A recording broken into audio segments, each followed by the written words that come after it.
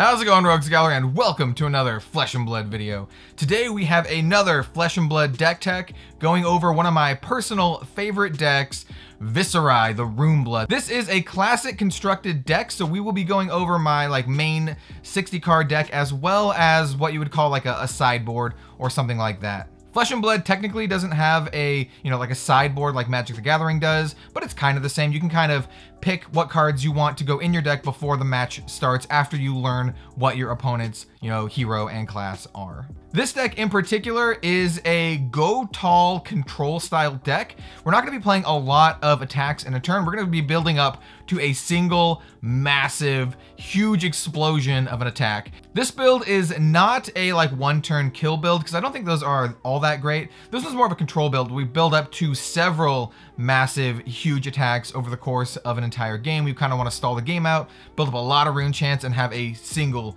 huge swing. So that means we're gonna have a lot of cards that, kind of stall the game out for us and, build up a lot of Rune Chance. Like I said, one of my favorite decks in the game right now. It's not one of the top tier decks. It's not, Ninja or Dash or Warrior, but it's still really, really fun. And it actually is a viable deck. And without further ado, let's start talking about my Viserai Runeblade deck that I've officially dubbed Arcane Oblivion. Let's do it. Rune Chance.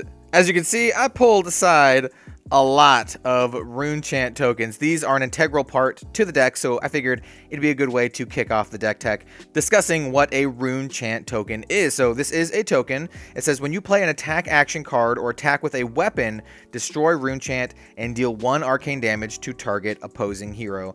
I would highly recommend getting both the foil version of this card and a lot of them because, you want that intimidation factor. You want all of these out on the field all at once, though you can just use dice. This is an integral part to the deck. We really want to build up a lot of Rune Chants, pop them off all at once, and deal a lot of damage to our opponent. Just keep in mind that they can defend against this with a single arcane barrier. So say you pop off 20 Rune Chants in a turn, that single arcane barrier will allow them to defend all of it if they have enough resources, because they are individually counted as their own source of damage for arcane barriers. So say, like I said, you pop off 20, they'll have to use the barrier against, 1 Rune Chant token and then 1 Rune Chant token and then so on and so forth. So it makes it kind of easy to defend against, but that's why we want to build up a ton of these so they don't have enough resources to defend against them. So yeah, Rune Chant tokens, you gotta love them. So next, let's talk about our hero, Viserai Runeblade. He says, whenever you play a Runeblade card, if you have played another non-attack action card this turn, create a Rune Chant token. It does have that 4 hand size and that 40 starting life total. Pretty standard stuff. Keep in mind that it does say whenever you play a Runeblade card, then create that Rune Chant token if you have played another non-attack action card. That non-attack action card can be a generic card, which is really good to know. So we can play a generic card into a Runeblade card. Doesn't have to be an attack action, can just be any Runeblade card, and we do get to create a Rune Chant token. This is really key for new players. Do not forget your Viserai Rune Chant triggers. You definitely want to build up as many Rune Chant tokens as possible. Our weapon of choice here is the Reaping Blade. Fantastic card for this deck. It says once per turn action for a single resource attack. It does have an attack of 3, and it says if a hero has more health than any other hero, they can't gain health. Really, really good at stemming our opponent from gaining any health. We want to get them low, and we want to keep them low, and Reaping Blade does exactly that. Next up, let's talk about our head item slot. We are running both the Crown of Dichotomy and the Arcanite Skull Cap, just depending on what our matchup is. So for the Crown of Dichotomy, I really, really like this one for really long, grindy matchups. It says action for a resource, destroy the Crown of Dichotomy, put target Runeblade attack action card and target Runeblade non-attack action card from your graveyard on top of your deck in any order. Really, really good way of recurring our best attacks and non-attacks in the deck. It also has Arcane Barrier 1, which is, pretty good against opposing Runeblade decks, as well as Kano. Arcanite Skull Cap, on the other hand, is really, really good against aggressive decks because it's a really, really good defensive item. It's a generic equipment head with a defense of 1. It says, if you have less health than your opponent, Arcanite Skull Cap gains +1 defense and Arcane Barrier 3. It also has Battle Worn, so we can defend with it multiple times. So Really, really good, strong defensive item. We definitely want to use this against very aggressive decks because we want to be lower health than them, so we can actually make the full use of the Arcanite Skullcap. But yeah, I think these cards are both fantastic for the deck. Next up is the arm slot with Grasp of the Arcnight. Once per turn action for a double resource, create a Rune Chant token. This ability costs an additional resource to activate for each Rune Chant you control go again. So we definitely want to be doing this when we only have 0 Rune Chants, because we only want to pay 2 for this. It also has Battle Worn, so we can defend with it multiple times, really good, and a defensive 2, also really good. I know when you're looking at this the first time, it is very underwhelming, but being able to create a Rune Chant token is just really, really good. And in cases where we have certain cards like Mordor Tide, we can actually create more than 1 Rune Chant token. So later in the video, when we get to some other cards, we'll talk about some turns you can have just with Grasp of the Arcnight, Mordor Tide, and maybe another card where you can create a lot of Rune Chant tokens, because we definitely want to build up a lot of Rune Chants. This card is not the best one in the deck, so if you don't have it, it's not that big of a deal because it's kind of an expensive card, but if you do have it, it's great. Next up, we have the Blood Sheath Skeleton. I love this card. This is an amazing card for the deck, a must-have. It is an equipment chest. Instant, destroy Blood Sheath Skeleton. The next attack action card and non-attack action card you play this turn gain. This card costs resource less to play for each Rune Chant you control. This card is amazing. It's really, really good for those giant explosive turns. It single-handedly makes those huge explosive turns doable, where you can play something like a Slothism into an Arcnight Ascendancy when you already have 15 Rune Chant tokens and deal a ton of damage, an absolute ton of damage with almost no resources. So fantastic card. It also has Temper and 2 defense, which is pretty good. So you can defend with it once, and then if you defend with it a second time, you have to destroy it. I would highly recommend not doing that and saving it for the ability, because it is just that good. Next up, we have the very innocuous but very good Mage Master Boots. Action for a single resource, destroy Mage Master Boots. The next non-attack action card you play this turn gains Go Again. Go Again, just a really good way to give some of our non-attack action cards Go Again that don't already have it, like Read the Runes or something like that. So you can do a turn where you pop off your Mage Master Boots and then play Read the Runes, and then maybe another Read the Runes, triggering our Viserai Rune Chant generation to create more Rune Chants. Just, really, really solid in this deck.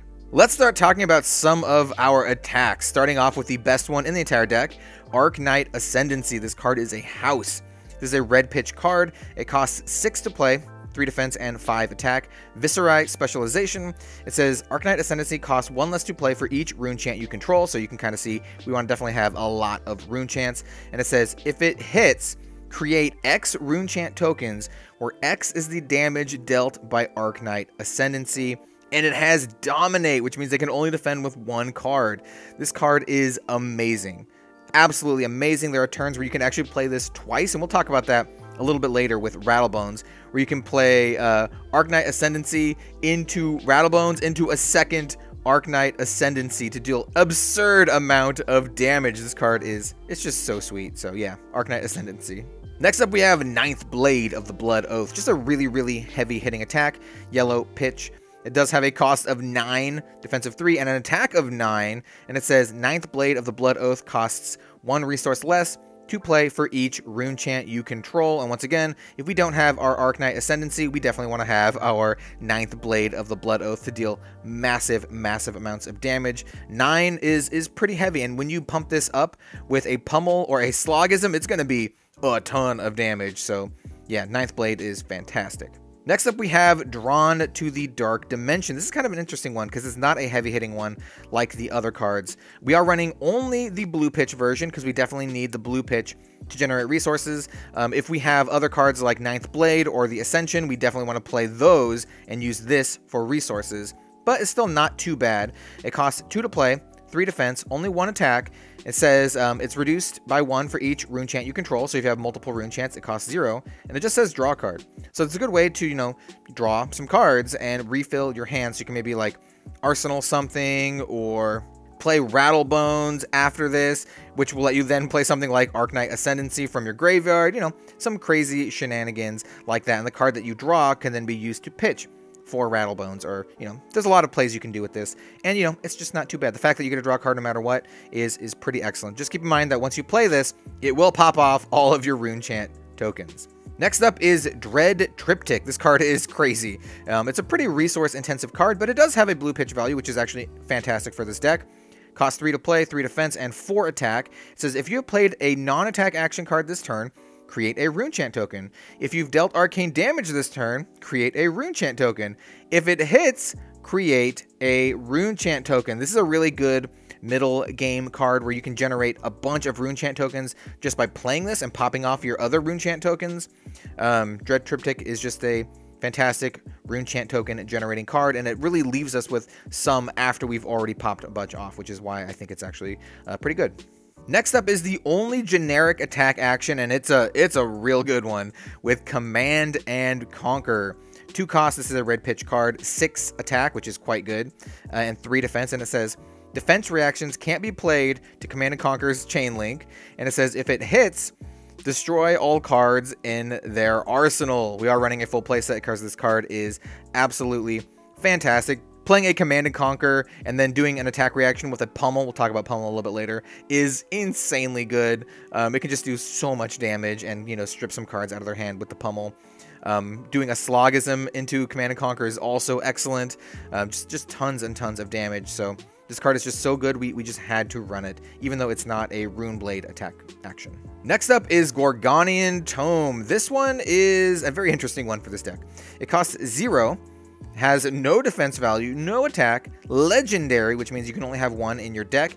It says, draw X cards where X is 1 plus the number of Gorgonian tomes in all graveyards. It's usually going to be just drawing 1 card and then go again. What I really like about this is you can play this, draw a card so it immediately replaces itself, and then play a Runeblade card to trigger your Viserai's ability to create Rune Chant tokens. So it's just kind of like a free way to do that. Just keep in mind, we don't want a lot of cards like this in the deck because it has 0 defense and 0 pitch. So we really want to have this, you know, on our turn to just play, draw, and then power up our Rune Chant generation. So yeah, I like this card. It's probably not good in all decks, but I think it's fun. So I put it in my deck. Next up is Become the Arcnight, an amazing card. 0 cost card for 3 pitch, really, really good, 3 defense. This is a Viserai specialization, and it says, choose 1. Discard a non-attack action card, search your deck for a Runeblade attack action card, reveal it, put it into your hand, then shuffle your deck, go again. Or discard an attack action card, search your deck for a Runeblade non-attack action card, reveal it, put in your hand, go again. Basically, you can discard a card from your hand. If it's a non-attack card, go get an attack Runeblade card, or you can discard a card from your hand. If it's an attack card, go get a non-attack Runeblade card. So you basically just go get the opposite of whatever you discarded, but it has to be a Runeblade card. Obviously, we're running a full playset of these. They do have that go again, so it can kind of trigger our Viserai's Rune Chant ability, so we can play this and then play another card, maybe like a Read the Runes or something like that. So yeah, just amazing card. Lets us tutor for stuff. Just, yeah, fantastic. Next up is Rattle Bones. I love this card. This card is so sweet. This is a red pitch card. Costs 2 to play, 3 defense. It says, banish target Runeblade attack action card from your graveyard. Has to be a Runeblade one, so we cannot banish Command and Conquer. You may play it this turn. If you have dealt arcane damage to an opposing hero this turn, you may play Rattle Bones as though it were an instant. Go again. This is amazing, actually. We're running a full playset of these. So what this means is you can play an Arcnight Ascendancy, which does not have go again. So you play your Arcnight Ascendancy, presumably with, say, like 15 Rune Chant tokens. They have to take some damage here because there's no way they can block all 15 Rune Chant tokens and the 5 here, and it has Dominate. So you're going to definitely create some Rune Chant tokens after this hits. Then you can play Rattle Bones because we have dealt arcane damage to our opposing hero this turn. This is going to be an instant, so we can play this after the Arcnight Ascendancy because it will be an instant, so we do not need that action point. But then it also has Go Again, which will give us that action point back to play the Arcnight Ascendancy from our graveyard. Pretty simple strategy here. So you play your Arcnight Ascendancy, deal a crap load of damage to them, it goes to the graveyard. Hey look, they've taken arcane damage. Play your Rattle Bones. Hey look, you can play your Arcnight Ascendancy again. And since we've created a bunch of Rune Chant tokens from the Ascendancy's ability, it's going to be cost reduced. And yeah, just a really good way to deal an insane amount of damage. And, you can do this with other, other abilities as well. Some like Ninth Blade of the Blood Oath or anything like that. But with Arcnight Ascendancy, it's so good. This basically makes us have 6 Arcnight Ascendancies. Yeah, fantastic. And I do also want to mention turns where you have something like Drawn to the Dark Dimension, play it for free, deal some arcane damage to your opponent, you get to draw your card, and then you can play Rattle Bones to then play Arcnight Ascendancy, which can be, you know, also pretty good. You definitely need a lot of resources to do that because you probably won't have very many Rune Chants there, but still going to be fantastic. Next up is Mordred Tide, one of the best cards in the deck, an absolute must-have key card. It is a 0-cost, 1-pitch card with a defense of 3. It says, until end of turn, if you would create a Rune Chant token, instead create that many plus 1 go again. So it doesn't double our Rune Chant token creation. It only adds 1 to whatever the number is. So if we were going to create 5, we would create 6 instead. But that does also apply to our Viserai ability. So when he would create a Rune Chant token from himself, he would create 2. And we'll talk about some, like, you know, big turns later when we get to some of the other cards in here. But yeah, keep in mind, Mordred Tide is fantastic. Next up is Runeblood Barrier. This card is very interesting, and I think it's really good in the deck. It's a yellow pitch card, costs 3, which is pretty resource intensive, defensive 2, which is kind of poop, but it says create 4 Rune Chant tokens. Yo, love that already. If your hero would be dealt damage, instead destroy that many Rune Chants you control and prevent 1 damage that source would deal for each Rune Chant destroyed this way. At the beginning of your action phase, destroy Runeblood Barrier. Basically, we do not want to use this defensively. We want to use this to create Rune Chant tokens, pass our turn, and then to defend as much as we can to keep our Rune Chants, you know, intact, so we can then use those to pop off and do a huge attack turn. So, you know, this card basically for our deck is a really, really good way to generate a bunch of Rune Chant tokens. And once again, if we have something like Mordred Tide, say we play Mordred Tide into Runeblood Barrier, what would happen is you play Mordred Tide, you play Runeblood Barrier, a Viserai's ability would trigger, creating a Rune Chant token, so you'd create 2 from Viserai, and then Runeblood Barrier would trigger, and you'd create 5 from the Runeblood Barrier. So that's just 7 right there off of 2 cards. Pretty good. And then you can, you know, compound that with something like Grasp of the Arcnight. So you can do Mordred Tide, Grasp of the Arcnight for resources of 2, which would create 2 Rune Chant tokens, play the Runeblood Barrier, which would create 2 more from Viserai, and then 5 more from the Runeblood Barrier. Yeah, you can kind of do a bunch of shenanigans with this kind of stuff.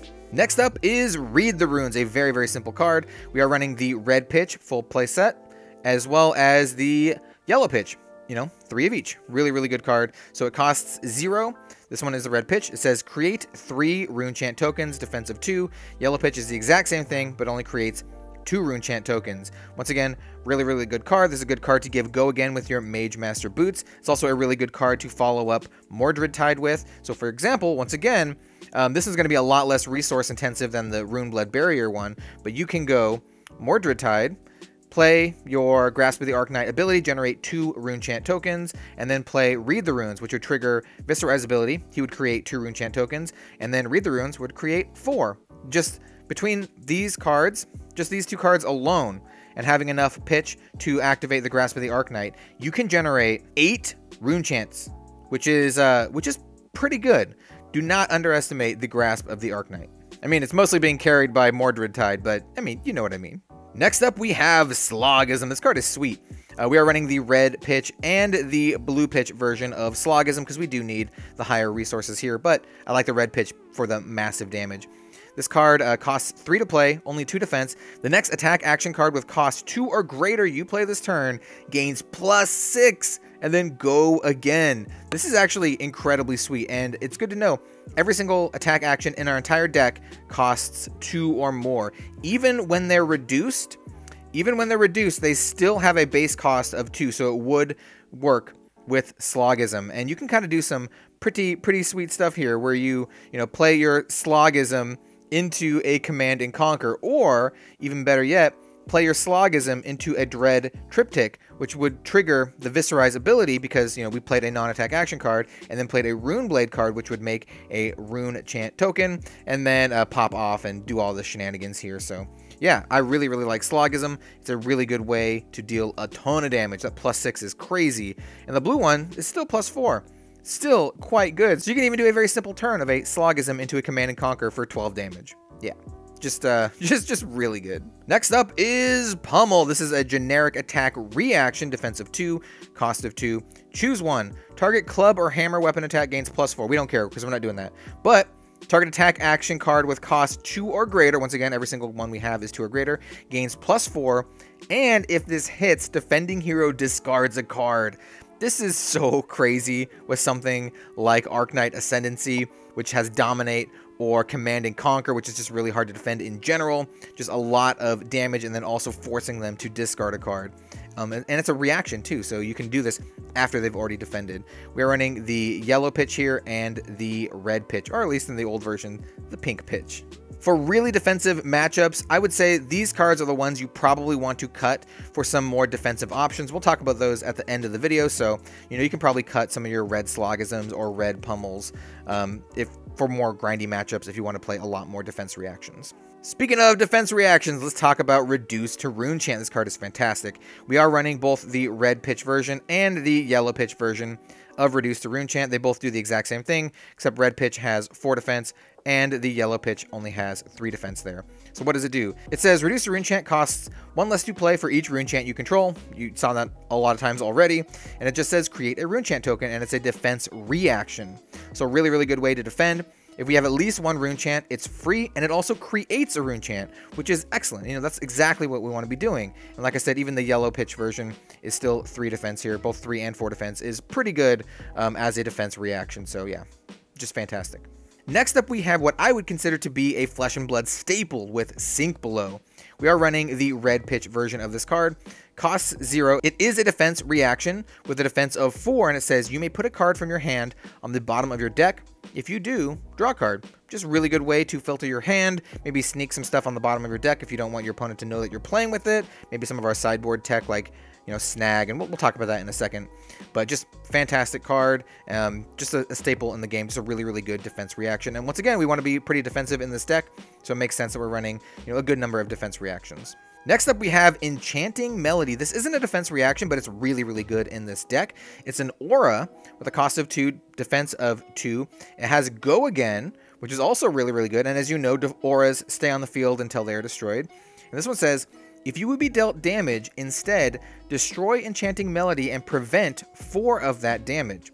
At the beginning of your end phase, destroy Enchanting Melody unless you have played a non-attack action card this turn, and we have a lot of those in the deck, so we can kind of keep this going as long as we'd like. We are running 3 of these. It's just a really good way to kind of like defend ourselves, but also be a little bit proactive because it has Go Again. So you can always do an Enchanting Melody into a Read the Runes or something like that. So yeah, really, really sweet. And finally, for the main deck, I run Energy Potion. I run a full set of these. This card is fantastic. It's really good to just kind of play down and wait for a really, really big explosive turn when you need a ton of resources. Like one of those turns I showed you where you would do a Mordred Tide, gloves, and then a Runeblood Barrier. You kind of need a lot of resources for that. Energy Potion helps you do that. So it has a blue pitch value, which is pretty good, costs 0. No defense, which is very scary. So, between our Energy Potions and our Gorgonian Tome, that's 4 in the deck. We kind of don't want to have any more than that because we definitely need cards to defend with. But it says instant, destroy Energy Potion, gain 2 resources. So this is just a good way to play it down and kind of just have it waiting there for a turn where we need it. Or if we need it immediately, we can just pitch it for the blue. Just fantastic card. Once again, a staple for Flesh and Blood for many decks. And finally, let's talk about all of the other cards that can be considered like your sideboard or, just part of the deck that you can choose from when you start the game. So we have the Nebula Blade here. This is one that I don't actually have in my sideboard, but I just wanted to talk about it real quick. This is the kind of standard Runeblade weapon. It says a once per turn action for 2 resources attack. It only has an attack of 1, but it says if it hits, create a Rune Chant token. And if you played another non-attack action card this turn, it gains +3, so it would attack for 4.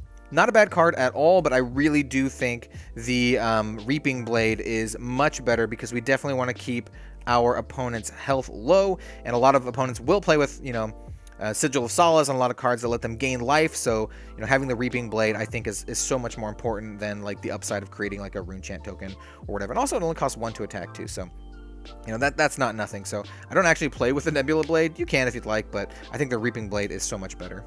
Also, we have the Null Rune Boots. I have these in cold foil. I don't know if you can kind kind of tell they're in cold foil, but these are pretty sweet. Just Arcane Barrier 1. Very, very simple card. This is for the like the wizard matchup, or if we don't want to run the Crown of Dichotomy versus another Runeblade. So yeah, just a good way to shore up some Arcane Barrier. Next up we have Snag, and I do run 3 of them. This is a pretty interesting card. It costs 0 to play, has a blue pitch, which is excellent. Both of those cards are excellent. It's an instant, and it says attack action cards can't gain attack from their own effects or the effects of attack reaction cards this turn. Really good card if you are playing against a type of deck that really likes to buff their cards, maybe like I don't know, Ranger or Ninja or whatever. This is just a really good silver bullet card, and it's also pitches for blue, which is very good. Next is the Chains of Eminence.